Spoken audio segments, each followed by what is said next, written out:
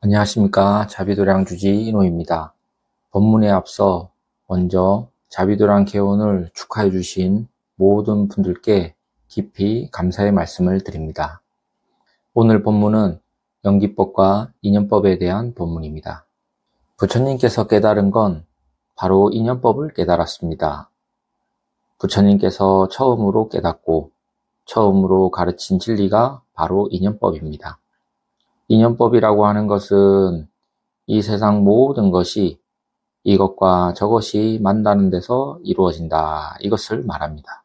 세상 모든 게 다 인연에 의해서 이루어지고 인연에 의해서 발전됩니다.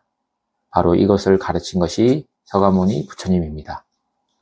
그리고 인연법을 다른 말로 연기법이라고 그러는데, 연기법은 인연에 의해서 일어난다, 이렇게 가르칩니다. 가끔 신도분들께서 이런 질문을 하십니다.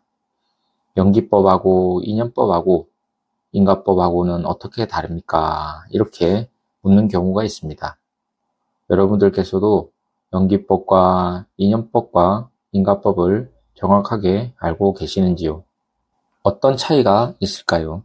그럼 제가 자세하게 말씀드리겠습니다. 우선 연기법이라고 하는 것은 불교의 기본 개념이고 전체를 뜻합니다. 연기법이라고 하면 인연으로 말미암아 이루어진다 하는 법이니까 가장 통상적이고 통합적으로 표현하는 게 바로 연기법입니다. 그런데 이 연기법에는 두 가지가 있습니다. 인연법과 인과법이 있습니다. 인연법은 뭐냐? 인연이라고 하는 것은 인이 있고 연이 있습니다. 글자 그대로 인과 연이 있습니다. 그러면 인은 뭐냐? 인이라고 하는 것을 쉽게 말해서 가까운 것을 인이라고 합니다. 그리고 연은 조금 떨어진 것을 연이라고 합니다. 그럼 이게 도대체 무엇을 말하느냐? 예를 들면 이와 같습니다.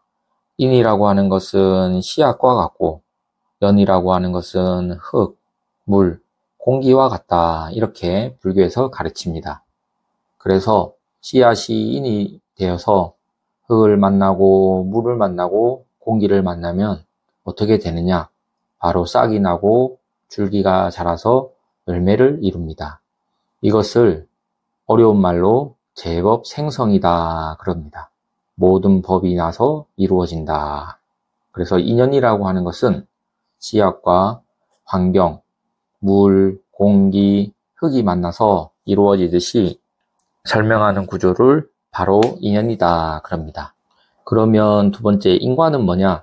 인과는 전체를 설명하는 게 아니라 하나하나가 바로 업의 원인으로 보답을 받아서 과거, 현재, 미래에 계속 서로 이어지고 이어지는 것을 인과다. 그래서 인과는 삼세 인과이고 인연은 제법 인연이다, 이렇게 가르칩니다.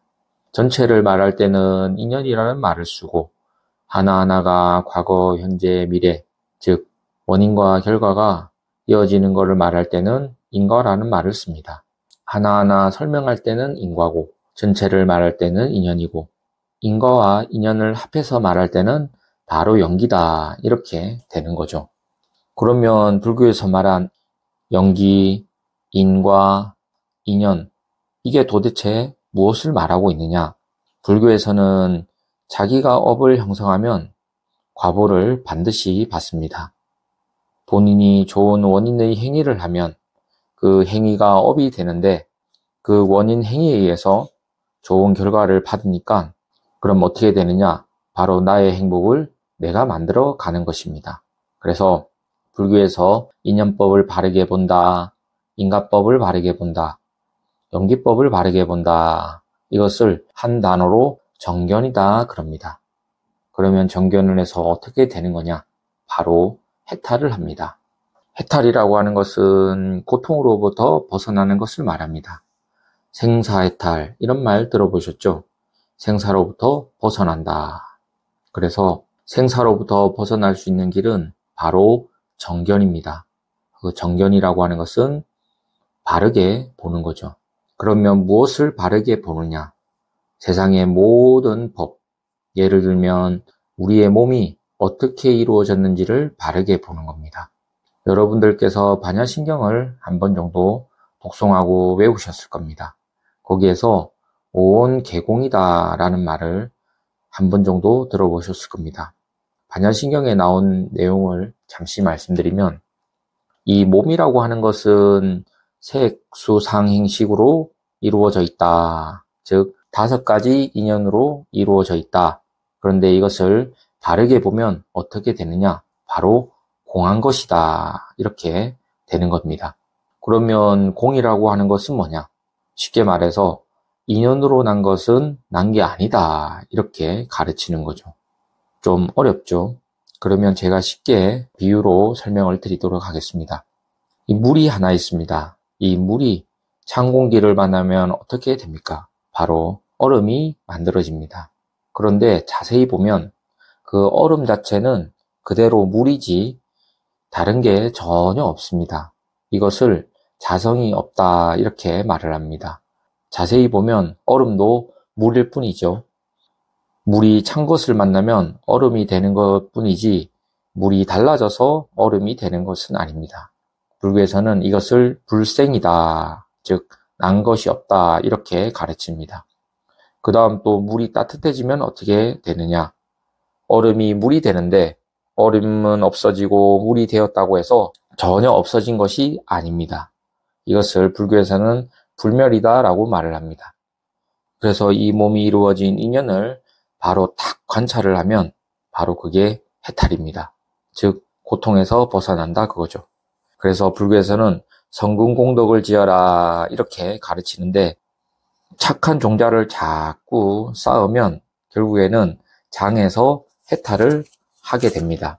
사실 장애라고 하는 것은 여러 가지가 있는데, 예를 들어 몸에 병이 있다든지 사람으로부터 고통을 당한다든지 또 재물로부터 고통을 당한다든지 이런 장애가 심해지고 심해지면 이게 바로 사막도다 이렇게 얘기를 하는데, 성근공덕을 자꾸 짓고 쌓고 하면 사막도에서 벗어날 수 있습니다. 그래서 여러분들께서 우리 몸이 오온으로 이루어져 있다라는 것을 자꾸 관찰하고 관찰하면 결국 어떻게 되느냐? 불생불멸이라는 것을 알게 됩니다. 반야신경에 나온 조견오온 개공이다 라는 말이 여기서 나오는 거죠. 즉 나는 것도 아니고 죽는 것도 아니다. 그리고 성근공덕을 많이 닦고 지으면 또 고통장에서 벗어날 수 있게 됩니다. 이것을 가르치는 게 바로 불교입니다. 그래서 정견으로 오온을 바로 보는 것을 불교에서는 깨달음이다 그럽니다. 그러면 깨달아서 뭐가 좋으냐? 행복해집니다. 아무런 장애와 고통이 없습니다. 그것을 우리는 행복하다 그러거든요. 사실 여러분들께서 딱 깨닫고 보면 장애는 어디서 나오는지 알 수 있습니다. 바로 내가 만든 것입니다. 그런데 깨닫기 전에는 내가 장애를 만들었다는 것을 모릅니다. 그런데 이제 깨닫고 보니까 원래부터 장애가 없었는데, 내가 장애를 만들어서 내가 스스로 괴로워하고 있구나 이것을 알게 됩니다. 이것이 바로 불교입니다. 불교에서는 성근공덕을 자꾸 지어라. 그러면 그 인연으로 인천수복을 받는다. 인천수복이다. 태어날 때마다 인간세상과 인간세상보다 더 복된 천상세상에서 태어나서 복을 받고, 또 마음을 스스로 맑혀서 이 몸을 바르게 관찰하면 이 몸이 곧 불생불멸이다 이것을 보게 됩니다. 이 몸이 곧 영기이고 인과이고 인연법임을 알 수 있게 됩니다. 이렇게 불교에서는 가르칩니다. 오늘 본문을 통해서 이 인연법과 연기법에 대해서 조금이나마 알게 되었다면 참된 의미가 아닐까 생각합니다. 그럼 오늘 본문을 마치겠습니다. 다음에 또 뵙겠습니다. 감사합니다.